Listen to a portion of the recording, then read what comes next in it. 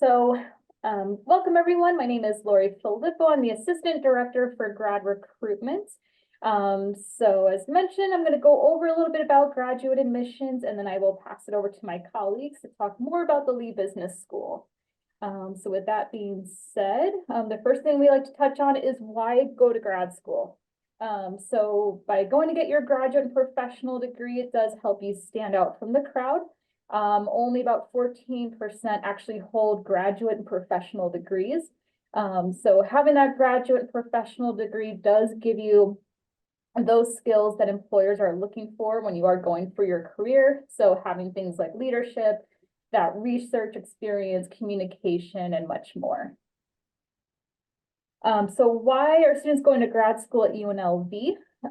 If you are not familiar with UNLV, we are a prestigious R1 ranking institution. The R1, we are one of only 131 universities in the US to actually hold this ranking.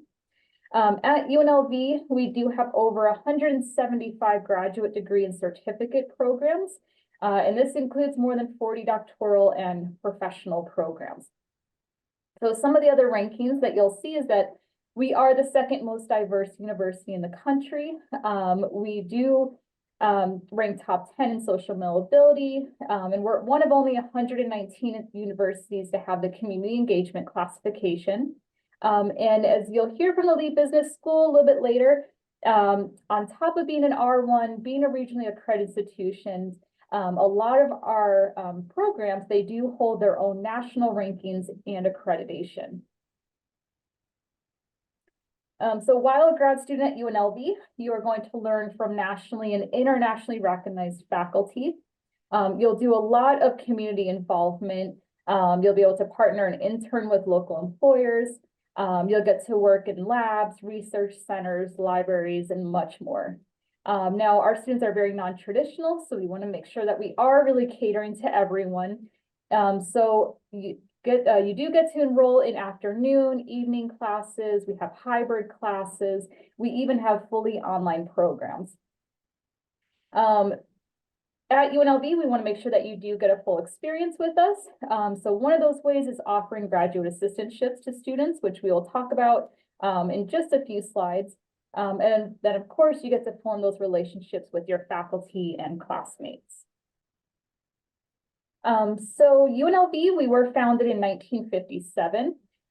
We do, at this time, have over 5,000 grad students on campus. We have over 1,000 international students, and our students are coming from well over 80 different countries. Okay, so paying for grad school. So this is just to give you an estimate. So with grad school, full-time is considered 9 credits per semester.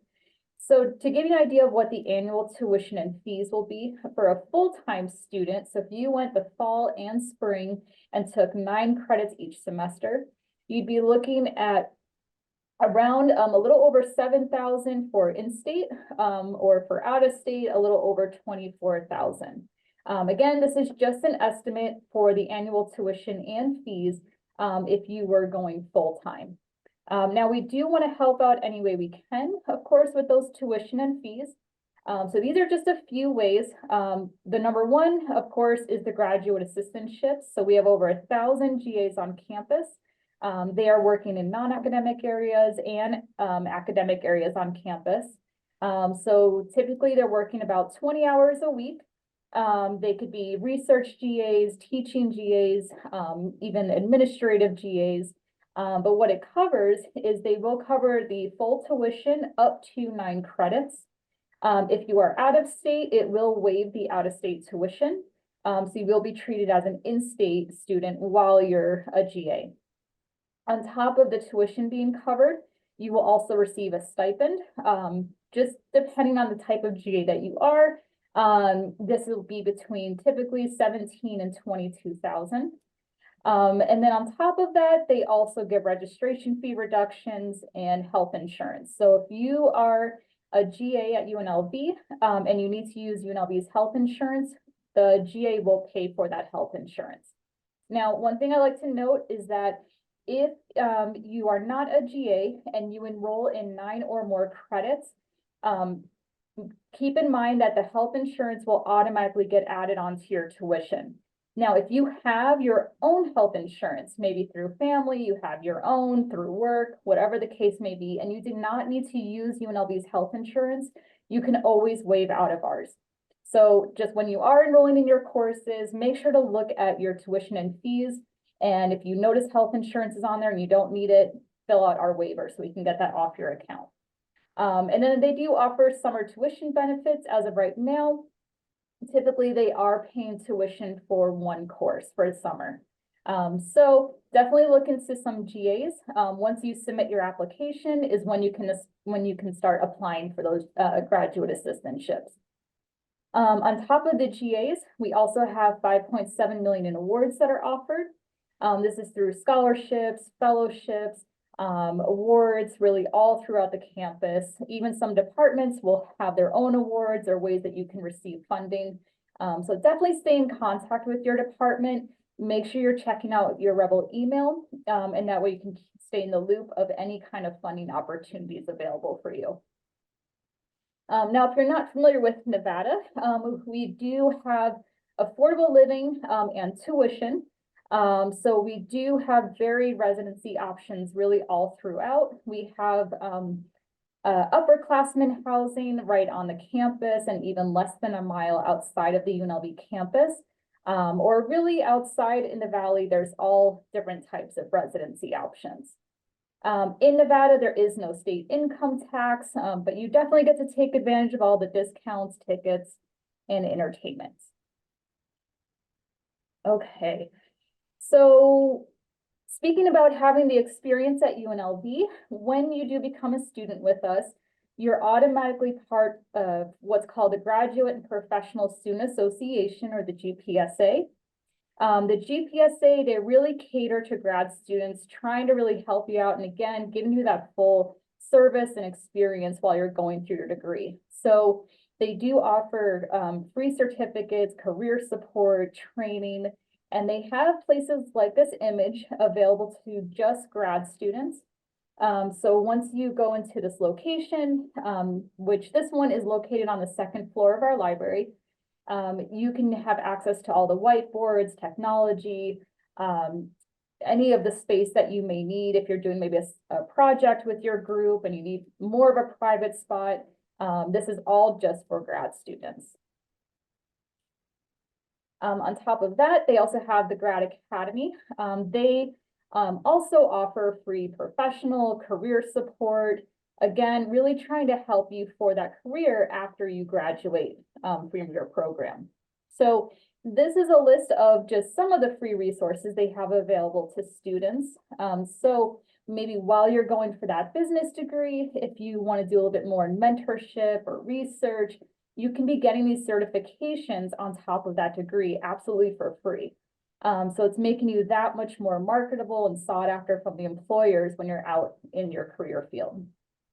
And then some of these events, they do offer funding. So again, really make sure you're checking out your Rebel mail because the Grad Academy will be contacting you via that email address to let you know of all these great opportunities.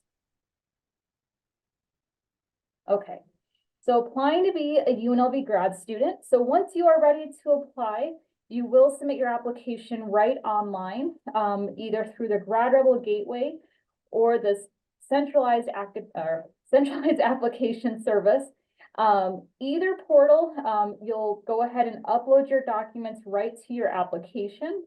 It's $95 for international students or $60 for domestic students. Once you upload your documents is when your application will start to be reviewed. The main thing is just make sure you know what your deadline is for your program. So once you submit your application and your documents, it's first going to be reviewed by the admissions team. They want to see that you have a bachelor's degree from a regionally accredited institution or international equivalent. For your bachelor's degree, they want to see that you have earned at least a 2.75 overall GPA. If you fall below the 2.75, we will look at the last 60 credits, and we want to see that you have earned at least a 3.0 for the last 60. Now, we do need to see transcripts from each post-secondary institution you attended. So if you went for your associates, or if you just went to another institution, took some classes, and then maybe had it transferred into your bachelor's, we need to see a transcript from that institution as well. If you attended coursework outside of the US, we do need to see a copy of your transcript both in the original language and an English translation if it is not already in English. If you are an international applicant, you may also need to show proof of English proficiency. So this would be through like your IELTS, TOEFL, PTE, the Duolingo, or if you've completed a post-secondary degree from an institution where English was the primary language of instruction, we can use that degree in place of the English proficiency test. Once that review is completed, your application will then go under review by the department. Now, depending on what program you are going for, will determine what other requirements are needed. So just some of the more common requirements are typically a personal statement, letters of recommendation. You might have a GRE or a GMAT test, and might need to submit your resume. So it just depends on the program that you're going for what are your specific requirements that are needed. But once it's under department review is when it'll look, your application will be looked at holistically, and the department will make their overall admissions decision. So again, just talking about deadlines, make sure you know what your deadline is. Definitely plan ahead. Some of our programs have very, very early deadlines. Some programs only admit once a year. If you have to do the GRE or GMAT, if you have to get those letters of recommendation or the personal statement, you want to give yourself plenty of time to get everything together and looking the best it can for when you submit your application. And then this just let you know that we do have more events going on. We're constantly adding to our calendars. So make sure to check them out. And if there's any events that you may want to attend, please feel free to RSVP to them. They're always free. And they're virtual, hybrid, in person. So always keep a lookout for more events that are going on around campus. And then of course, we're always here to help you out. So if you have any questions throughout the application process, we are located in the Student Service Complex, Building B. We're open Monday through Friday, 8 to 5. So just stay in contact with us and we're happy to help. And I'll pass it over to Marlena. Perfect. So I will get us started. Thank you so much for joining us for our Lee Business Grad School 101. Both Dr. Davis and I will go over a bit about each different graduate program offered at Lee Business School. So just a quick overview of the course breakdown, admission requirements, opportunities, and then the student experience as well. So, Lee Business School is AACSB accredited. That's the Association to Advance Collegiate Schools of Business, and it is a global accreditation body for business schools. So it sets rigorous standards for business education and evaluates institutions based on these standards to ensure they meet the highest quality benchmarks. So we are only 5% of business school programs worldwide that are AACSB accredited. And we are one of them and the only one in Southern Nevada with this accreditation. And then in addition, we actually just got our new ranking for the US News and World Report, and we are number 73 for our part-time MBA program as well. So here are current available options at Lee Business School. So we have 5 different graduate certificates, and these are perfect to complement your bachelor's degree by adding a specialized skill or if you're thinking about pursuing a graduate program, but you want to take a few classes first to see if this is something that you're interested in, a certificate is a perfect way to go because those credits can be transferred over into that master's program. So we have the business analytics, business administration, cybersecurity, entrepreneurship and innovation, and management information systems. And these certificates are offered in a few different modalities. So we have some of them are hybrid, some of them are online, and then some of them are in person. So whatever works for you, we have an option for that. And then here are our current master degree offerings. So we have a master's in accounting, a master's in management information systems, a master's in quantitative finance, a master's in economics, a master's in cybersecurity, a master's in applied economics and data intelligence. We have an MBA program, and with that MBA program, we have a general track, but we also have 6 different concentrations that we'll go over during this presentation. And then we also have an executive MBA program. And then in addition to this, I just want to add that a few of these are actually dual program options as well, so you can get 2 masters at the same time. So we will jump into our MBA program offerings first. But before I go over all the offerings that we have, I just wanted to mention why you should pursue an MBA. So it equips individuals with the ability to analyze complex situations, evaluate alternatives, and make strategic decisions. You're developing leadership skills, you're working in teams, you're managing resources, you're working with different organizations. The MBA program provides you with a bunch of different network opportunities. So you're connecting with your fellow classmates, peers, your professors, and then community members, which we'll touch more on the student experience side in a little bit. And then in today's world, understanding global markets, cultural nuances, and international business practices is crucial. So professors keep you updated on latest trends, theories, practices, and business. So you're getting that holistic business review. And then the curriculum incorporates practical exercises, projects, and theoretical concepts. So it's like the best of both worlds when it comes to that. So we have our hybrid evening MBA program. This is that our classes are offered after 5:30 p.m. and then classes alternate between online and in person every other week. So we have the general track, and then we also offer 6 different concentrations. So we have finance, human resource management, management information systems, marketing, new venture management, and healthcare management. We also have a number of different dual programs. So we have a dual MBA in hotel administration, a dual MBA in quantitative finance, a dual MBA in JD, a dual MBA in dental, a dual MBA healthcare admin, a dual MBA in management information systems, a dual MBA in computer science, a dual MBA in civil and environmental engineering, and a dual MBA in medical doctor. And then we actually just got approved for a dual MBA in cybersecurity, if that is something you're interested in. So, the benefit of pursuing an MBA with the dual program is the MBA is reduced from 42 credits to 30 credits. So, you are saving time and a little bit of energy while getting 2 masters at the same time. And our executive MBA is an 18-month fast track concierge program where you attend classes on Fridays and Saturdays. And I say concierge because they help you along your journey with providing you with food during your in class person time. They also buy your textbooks for you, they help you enroll in your classes. So that program is specifically designed for working professionals. So they want to see that you have at least 7 years of full time professional work experience, with a minimum of 3 being managerial. And the main difference between the MBA and the executive MBA is the schedule, the tuition, and the format. We actually just did another information sessions that goes over this distinct differences between the MBA and EMBA. So if you are interested in one of those, but you're not sure which one is the best fit for you, if you want to reach out to us, we are happy to send you that recording or schedule a meeting with you as well.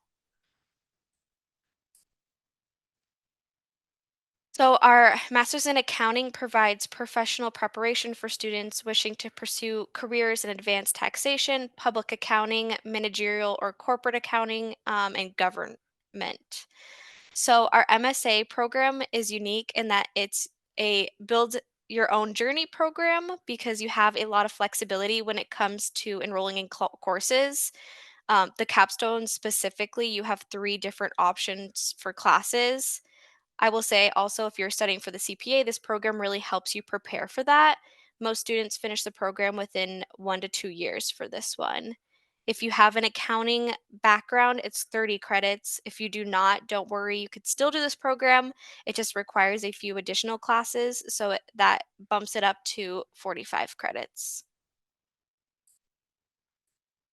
And then just a quick quote from a recent graduate, pursuing an MSA at UNLV was one of the greatest decisions I could have made. Not only did it prepare me with the necessary skills to succeed, it also exposed me to many professional opportunities that helped me ahead in my career. Our master's in management information system focuses on the application of technology to help achieve organizational goals and solve business problems. So you learn IT competency in the business context. This program is 36 credits and it offers a thesis and non thesis track. And you can actually complete this program in as little as 18 months. And just like the accounting courses, there's a lot of flexibility when it comes to enrolling. The classes are offered either in person, remote, or hybrid. So there's a lot of flexibility there. And then just another quote from a recent graduate: technology has become the driving force of innovation and change in the business environment. The MIS program at UNLV teaches us how to utilize technology effectively to solve complex business problems and prepares us to be strong industry leaders.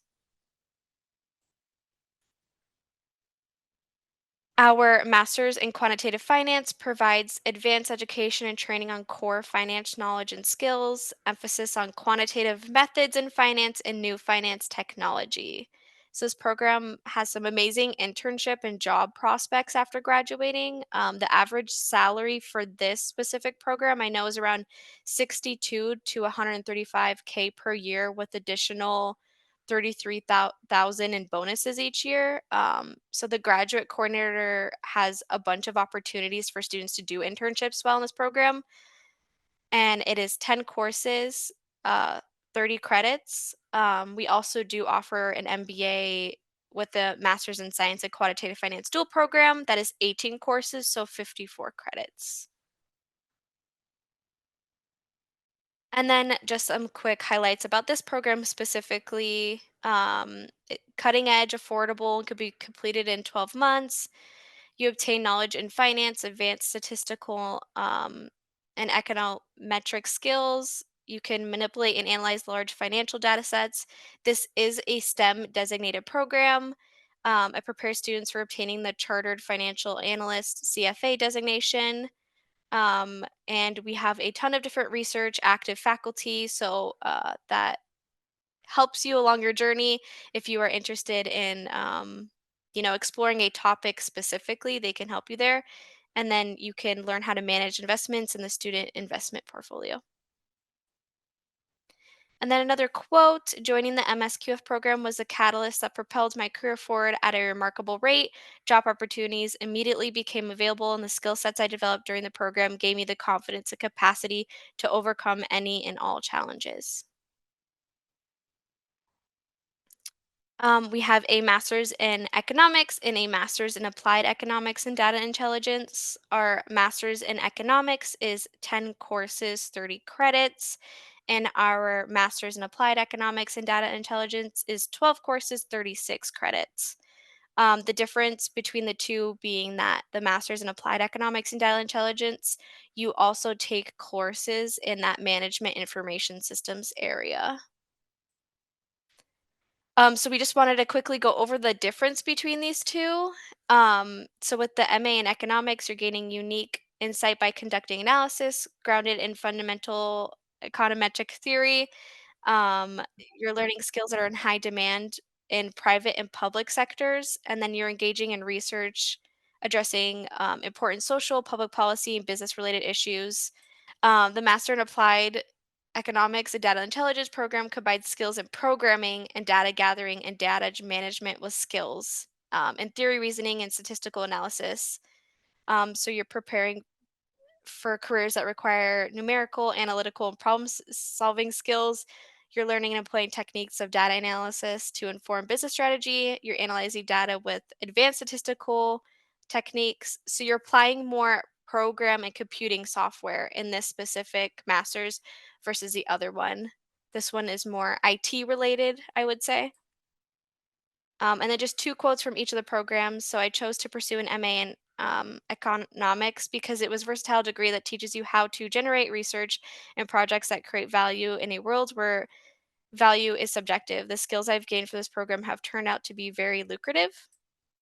And then being enrolled in the program allowed me to understand fundamentals on topics in a way that I would not have done otherwise. I also met Dr. Who improved how I approach learning. I hear her voice in my head at work all the time, and to this day, she's still the best instructor I've ever had.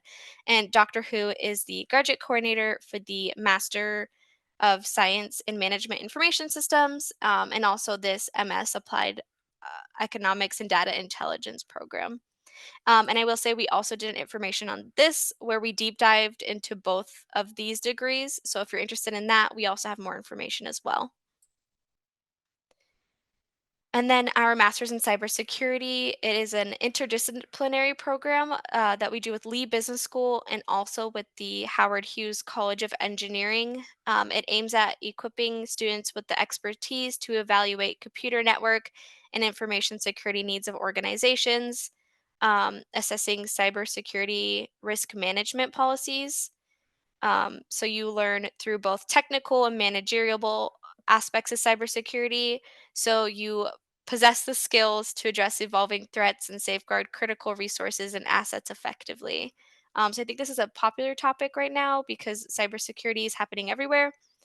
So this is a 30 credit program and it's made to accommodate current full-time workers.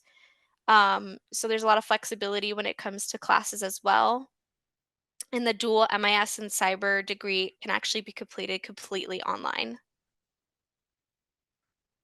And then I just want to touch on the return on your investment of going to grad school. Pursuing education or specialization directly correlates with career advancement and earning potential in any field. And here are just some round numbers. I know Lori touched a bit on tuition also, but here are just some of the projected costs for our specific degrees at Lee Business School. So for in-state tuition, you're looking at 18 to 25,000. Out of state, you're looking about 30 to 37, and then full time, you're looking at 45 to 52. And the link provided there as well will give you a more accurate count regarding your specific situation as well.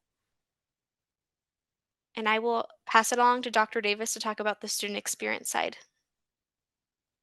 Thank you, Marlena. So you learned a little bit about the different programs that the Lee Business Schools offer, but we also wanted to talk a little bit about the experiences and opportunities for students in the Lee Business School. For a lot of students going back to grad school, they're looking at their professional development and career options. So we do have our own Lee Business School Academic and Career Success Center where they work with students where they're at. So we worked with students at the grad level that they came from undergrad into grad, have different needs than a student that is returning after 15 years, different set of opportunities that they're looking for. So they do work with students where they're at, and it's best for students to connect with the Career Services Office at the beginning of their degree. So that they can kind of work towards what they want at the end of that degree. So they assist with resumes, cover letters, LinkedIn, job search and interview skills. They do mock interviews. They have a number of different career fairs. We have a main career services office that has career services fairs each semester, as does our Lee Business School. Sometimes we have them that are specific just to students interested in marketing positions. Sometimes they're specific to people in IS. So we do have a lot of those opportunities. And there's LinkedIn Learning. For me, I loved LinkedIn Learning because I learned a lot more about Excel through LinkedIn Learning. So there's a lot of opportunities to get a little bit more skills and collect those badges as well. We do have an MBA Student Association. We have an American Marketing Association student chapter. We have a strategy club. We have a real estate club. We have an MIS club. So we have a lot of different opportunities for students to get involved and get engaged. We have an MBA Student Association for our MBA students as well. We have speaker series. Last week, we have Matt Maddox, the former CEO of WIN, that presented to our students. We've had previous speakers, usually one a semester, that allows students to gain a little bit of insight from our speakers and also connect with them at the mixer either before or after, connect with other students and connect with the speaker, more of an informal style. One of the other student associations we have is a Rebel Venture Fund. So if you're looking at the entrepreneurial side of business and funding, this allows you to see the behind the scenes, look at proposals and help in that process to get funding to new entrepreneurial ventures. And then international trips. This was at Alibaba headquarters, this photograph. We took a group of students in 2018 to China. This was actually in Hangzhou. That's where Alibaba headquarters is located at. It's a mix of culture and business and learning how to do business in that country, and also started off with an embassy visit to find out how the university works with that country to do business in that country. So it's very informative, and it's also a lot of fun because you get a chance to travel with other grad students from the business school. These are a few pictures from some of the other trips that we've taken. We did go to China 2018 and 2019. This picture was taken at Sany Industries, which is a domestic company. So we visit companies that do business domestically, companies that are international doing business in that country, and then a US company that's doing business in that country, if applicable. Russia, this was a cultural visit. This was outside of Novgorod in the oldest Kremlin. So we visit that as part of the culture visit. And last year we went to Italy. This photo on the right side is from that trip. This year, we're heading to Santiago, Chile, learning a little bit more about the wine industry there and the gold industry there. So it's going to be an interesting visit for our students that are participating. Some other things we do, karaoke, which to this day, I think we've been doing karaoke for maybe 8 or 9 years, is still our best attended event. So we'll do karaoke usually in the fall or spring, and we participate in bowling as well. During COVID, we started hiking. Each semester we hike somewhere. This semester, we are going to Mount Charleston. Last semester, we did Red Rock. So we pick a different trail, and it's a great way to connect and really get to know some other students out in the open and get some exercise as well. Another thing that we've done, and recently we've gone to the UFC Performance Institute for this current semester.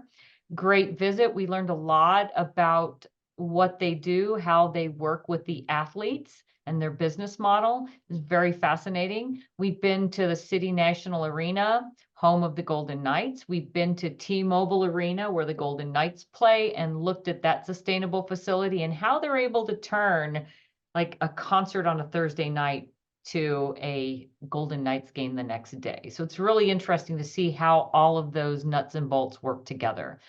We also did a tour of Area 15, which is an entertainment venue, and we did a hard hat tour before they opened up. So it was really interesting to see what they had imagined for that property, and now actually going there to see it come to fruition.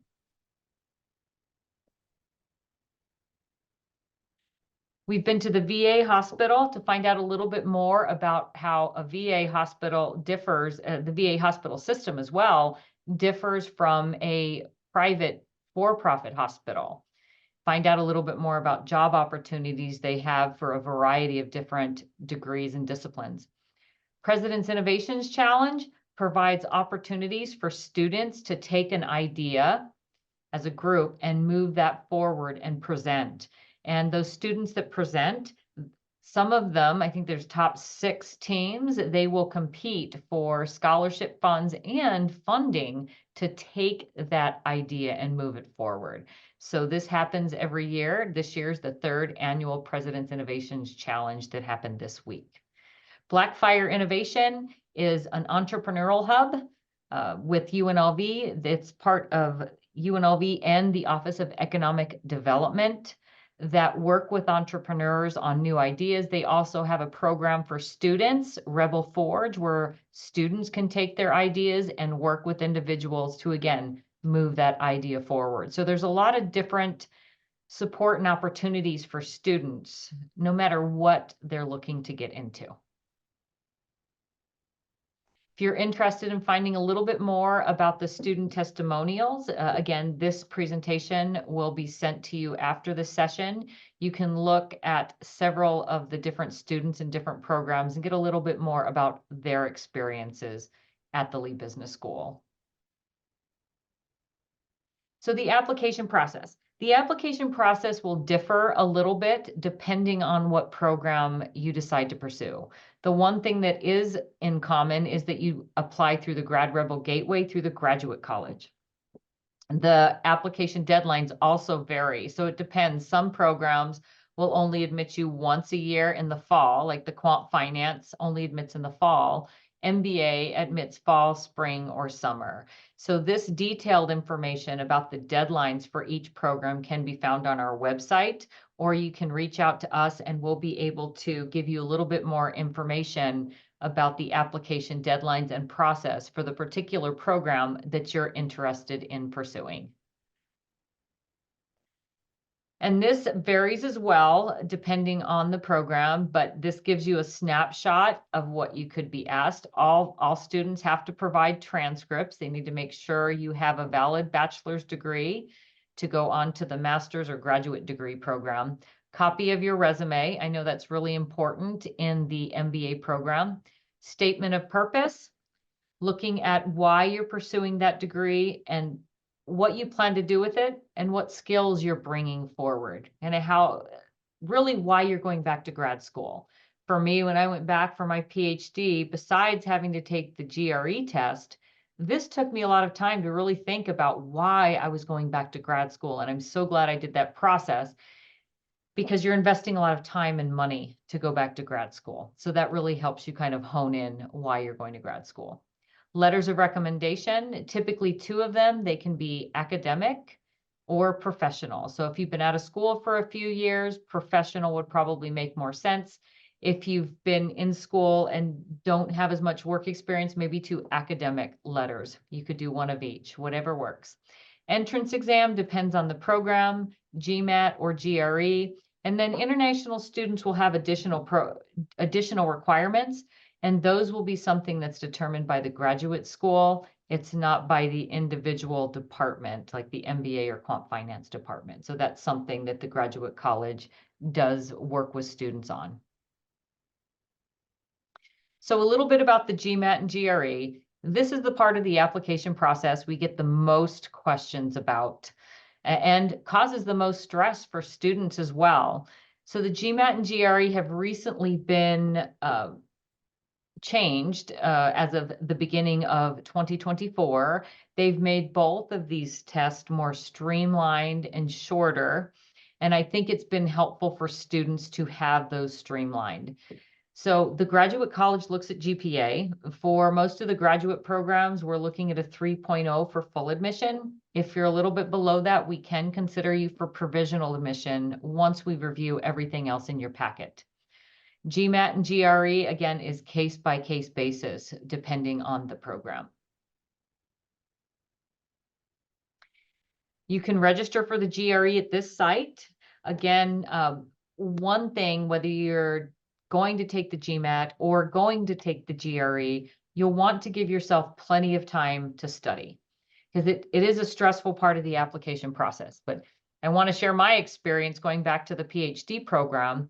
I needed to take the GRE. I had applied for my graduate program. It had been 12 years since I'd been in school. And I quickly found out that I did not have a lot of time to study for the test. The test allowed me to get back into study mode so that when I went to grad school, I would be prepared. I ended up delaying my admission for a year, getting everything set, studying for the GRE, and then getting admitted that next year. So taking that time to really prep for grad school through the GRE and the GMAT, I think is really helpful. And taking a lot of sample tests for that as well. This is information about the new GMAT Focus that I mentioned. It's a shorter version, 1 score versus the previous. There were 3 separate scores in the old GMAT. There's not an essay section. We are going to look at your statement of purpose for your writing ability. And you're able to review and change answers, up to 3 of them per section, which is really nice because the old GMAT, you answered the question and you had to move on. You weren't able to go back. It also offers detailed score reports to candidates for free, and you can send it up to 5 different schools. So if you're applying to a dual program, or if you're teetering between whether or not you're going to accounting, quant finance, or MBA, you could send them to all those programs. Or if you're looking at UNLV or UNR, you can send it up to 5 different schools or 5 different programs. There's also online and in-person options. I would take mine in person because the online test it's convenient, but it also has a lot more moving parts to get you set up for an online test that I think Marlena can share her experiences with that as well. Yeah, I recommend taking it in person. With online, it takes about an hour to get the proctor set up for you to start taking that exam. So that's time that you're wasting and energy that you're wasting to take it. I will also say if there's like a wind or a tree branch or your dog's barking or your doorbell rings, your test will just get automatically disqualified because there can't be any noise interruption. So if you know you have sort of a nosy neighborhood or a loud neighborhood or there's other individuals in your house, I just recommend taking it in person for that peace of mind that you have that dedicated space and environment. I think Lisa agrees too. I agree. But if you're not able to make it to a testing center, make sure you have that surrounding area available and quiet for the duration of the test time, so you don't have your test canceled. Because if your test is canceled, they're not going to give you your $275 back. You'll have to reschedule the test. So While you're scheduling the test too, if you do select the online option, just be very cognizant of the time that you're selecting because they do offer it 24/7. So I think at one point in time, I accidentally scheduled mine for midnight our time. So obviously, I'm not taking the GMAT at midnight. So just make sure that's the other thing that you're looking for as well. that's great information. So you can go to mba.com. You can register for the test. You can also find out where the closest testing center to you is located as well. The one in Las Vegas is at Pearson Professional Centers. The other thing I would advise as well is if you're going to take the test in person, that you drive down to the location, park your car, and go up to the facility where you're taking the test. So you know exactly how to get there before test day. That'll be one thing you're not going to be worrying about for the test. So this is our information. And again, check with us if you have specific information. There are some situations like for the accounting program that the GMAT is waived if you meet this requirement or that requirement. So definitely reach out to us with your specific questions. We'd be happy to schedule a Google Meets to be able to go over your particular situation. This is our information. We are located in Frank and Estella Beam Hall, and our building will be open in August of 2024. But you do have our email and our phone number. So please reach out to us if you have any questions about our graduate programs at the Leap Business School.